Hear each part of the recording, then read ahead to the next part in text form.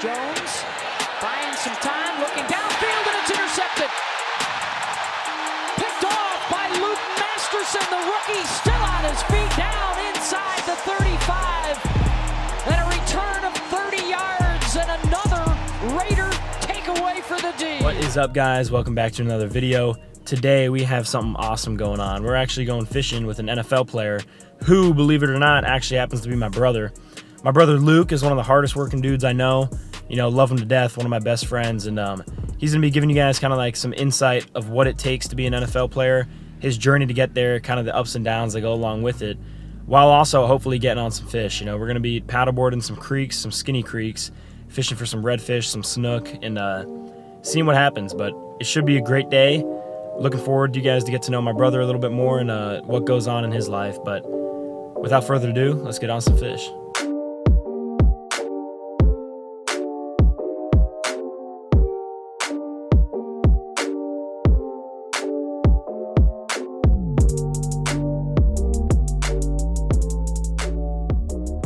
All right, we're off.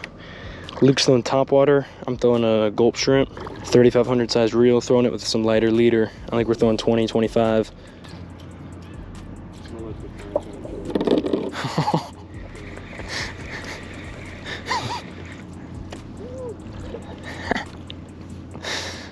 Man, I can tell you are an avid paddleboarder. Thanks, buddy. Another thing I forgot to mention too is Luke's wearing a GoPro too. So we're gonna have two different camera angles, especially if he catches something, but should be kind of neat.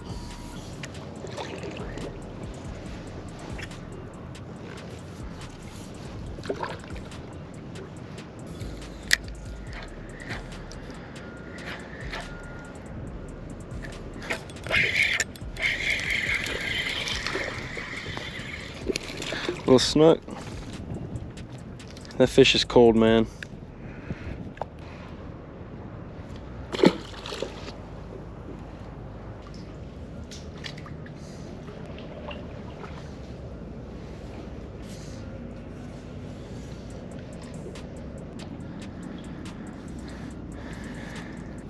Yeah, we're headed back into the creek now. Hopefully find some redfish. It's been a pretty slow morning to start.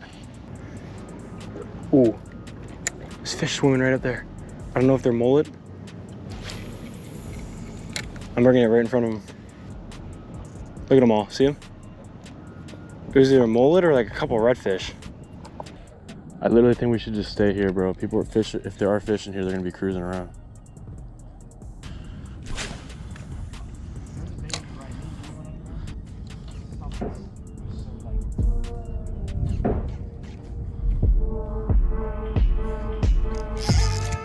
It's a fish. Redfish.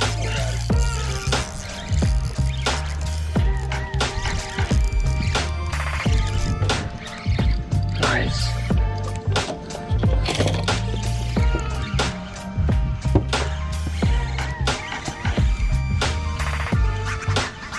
Decent red.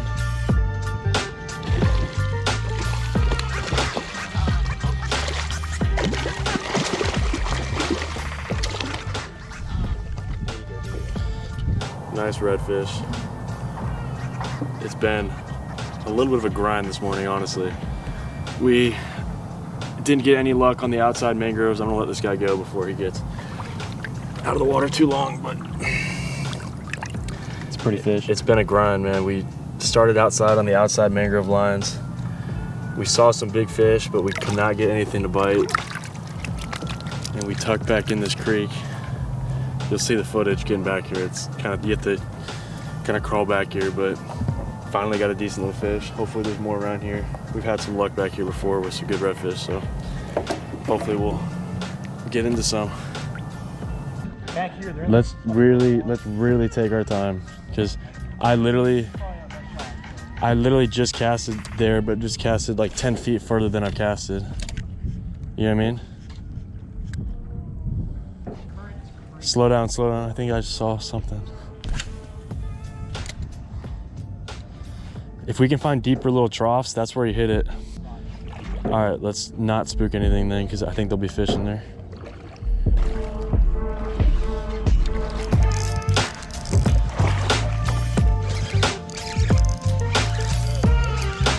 red. All right, literally don't even walk up there. I think the fish are stacked up in there pretty decent. Let's go, dude. Honestly, I didn't think I'd get another one right there.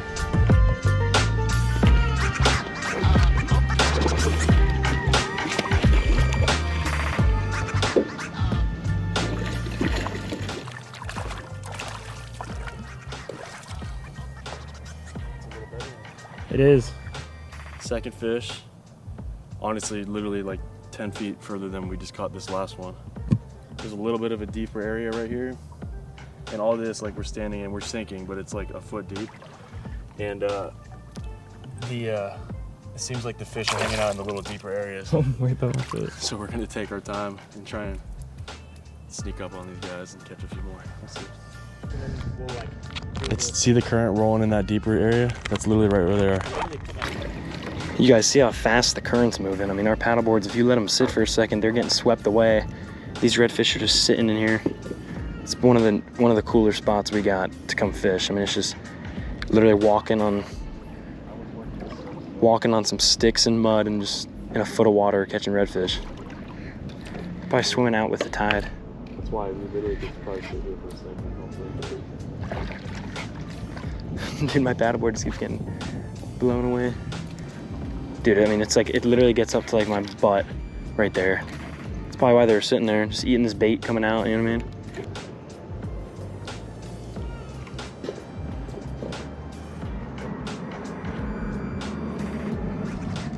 Hold on.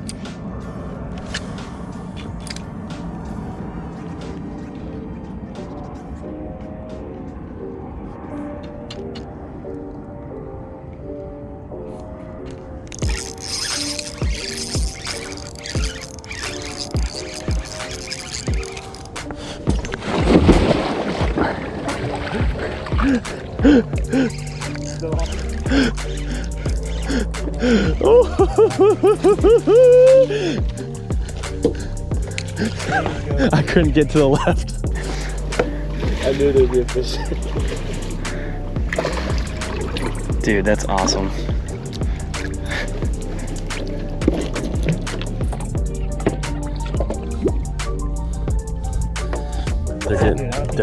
They're getting bigger. Every one is like 2 inches bigger. 1 or 2 inches. All right, we're finding them. They're getting a little bigger each time. As you can see, it's getting deeper. So I actually fell off the paddle. I fell off the paddleboard. You got the camera. But he jumped off trying to yeah, I jumped keep off it from getting in the mangroves, but show them what you're using. Just using the same thing you've seen on this channel forever. Gulp shrimp, 3/16 jig head, 25-pound leader. I do not like staying in this deeper water. Are you kidding me?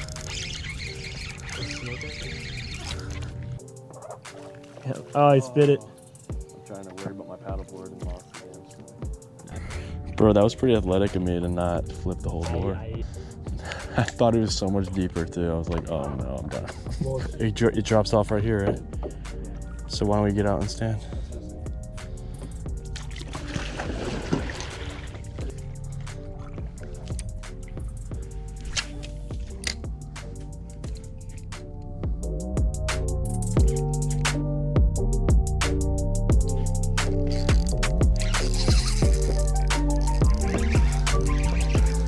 Oh, he came off.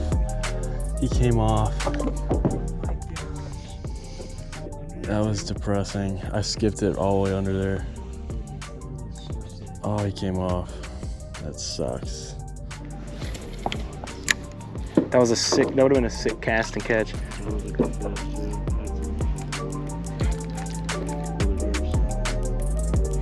Yeah. Oh my gosh. Dude, in the trough, dude.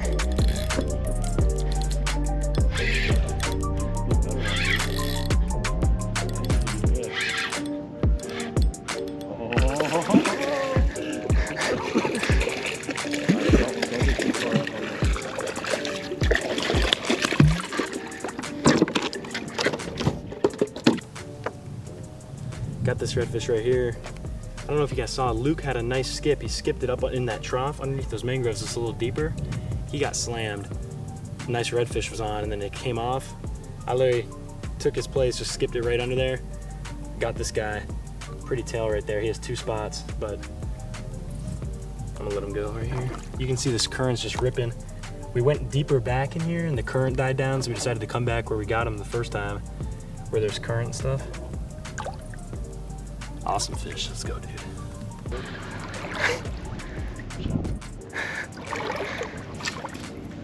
Oh my goodness. I was working mine super slow.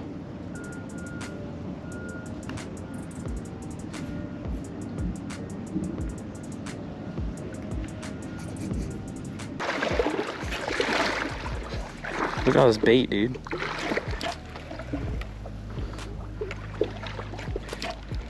Man, just think about an hour and 15 minutes ago, we were walking through here.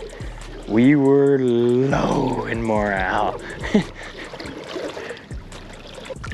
All right, so obviously I know, but for everyone who's watching, do you want to just give a brief rundown of kind of like your journey to the NFL and how you're playing for the Raiders right now? Yeah, so I grew up here in Naples, Florida. Played safety in high school and then got recruited to Wake Forest as a safety. Honestly, all throughout my childhood, and obviously you've experienced this, Christian, but fishing has always been a huge part of my life.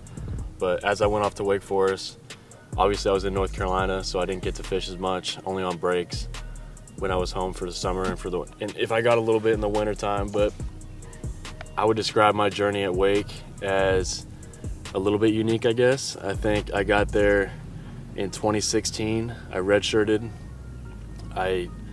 That was back in the old redshirt days when you did not play if you redshirted. And so I basically didn't play my first year and started playing a little bit more and more each year. I battled through some injuries a couple years and honestly just probably wasn't playing as good as I wanted to play. And I think my 5th year I got hurt and I had an option to come back for a 6th year because of COVID. And if you would have told me that in the beginning, I would have never came back for a 6th year. But I was talked into it and talked into coming back to play linebacker. And I was always a bigger safety, and I had the opportunity to put on a little bit more weight. And I kind of bet on myself and came back for that 6th year and played linebacker full time and had a pretty good year. And then the biggest thing, I was able to stay healthy, and we had a really good year as a team as well. And it was one of the most unforgettable years that I've had. But it really set me up to have a shot at playing in the league. And I had no idea what the process was going to be like going into the league and how that worked with pro day and everything. I did not get a combine invite. I played in the Hula Bowl for an all-star game. I think I was an alternate and one of the last guys to get into that game, and then ended up getting a spot. I played well in the game and then did pretty decent at pro day and ended up signing an undrafted contract with the Raiders out of college, and then basically had to bust my butt to and get a little bit of luck my way too in camp, and kind of making the most out of my opportunities, and ended up making the team my first year, and then was lucky enough to make the team as well last year. And then I'm going on year 3 now, just trying to do the same thing every year, get a little better every year, improve on the stuff that I might not have done as well as I wanted to the year before. But it's been a crazy journey, honestly. If you would have told me in high school that I would have been playing in the league at linebacker especially, I would have told you were crazy. But I think it's definitely gives me perspective, and when I get to go do things like this and get back home for the off season, obviously I'm training, but if I have a recovery day or something, I can do some recovery in the morning and then come out and do this. It definitely brings me back to and reminds me of why I love Florida and why I love growing up here.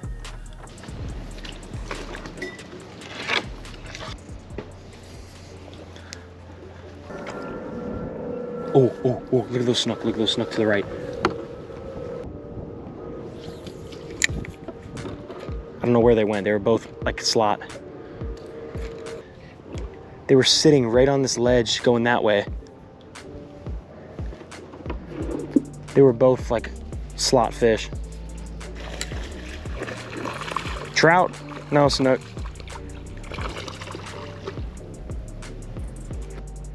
Oh my gosh, look at that redfish up there.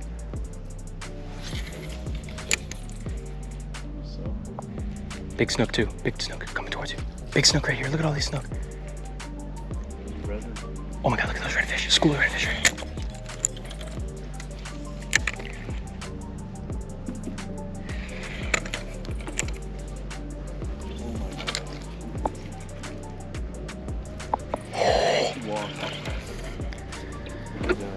Oh my God. Should we walk? Yes, those are all 28 inches.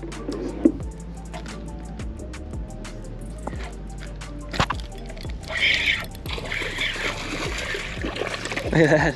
Trout, there we go, dude. Hey, slam. That's funny, dude. He's back up in here. Double up.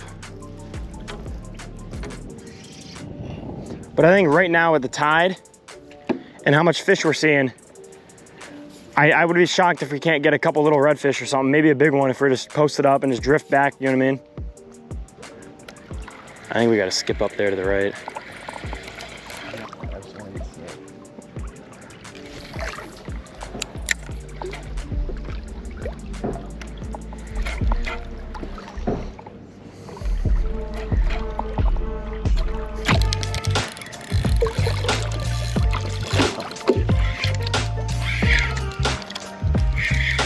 Redfish. Bro, he ate that thing right there, dude. Did you think I was joking or something? It's fine, I got mine.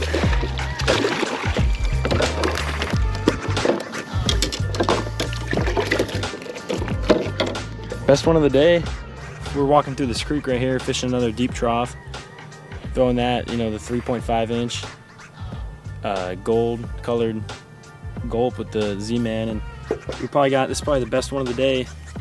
He's probably low 20s, but he hit it hard. He was probably 5 or 6 feet away from me when he hit it. It was awesome. But here, we'll release him right here. You talked about how you obviously have loved fishing for a while.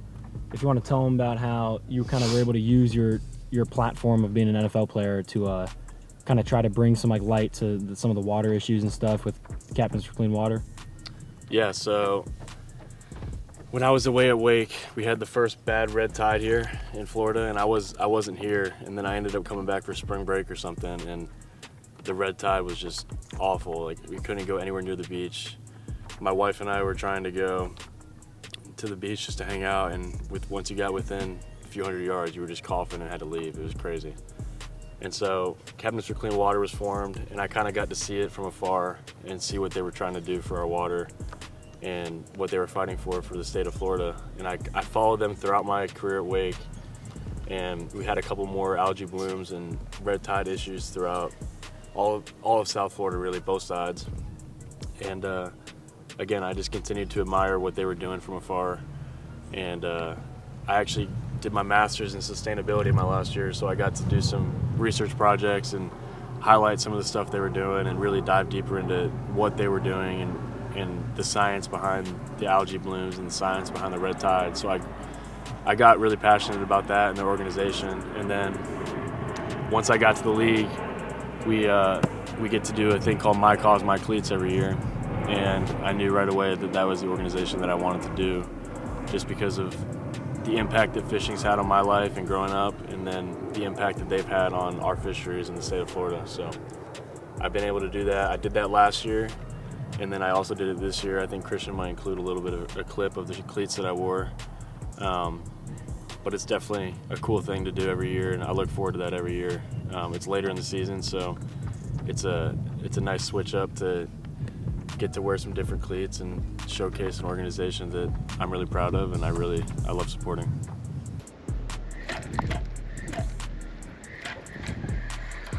All right, let's ride. All right, that wraps up the morning. We just got back to the truck and are on the way back, got the boards loaded up.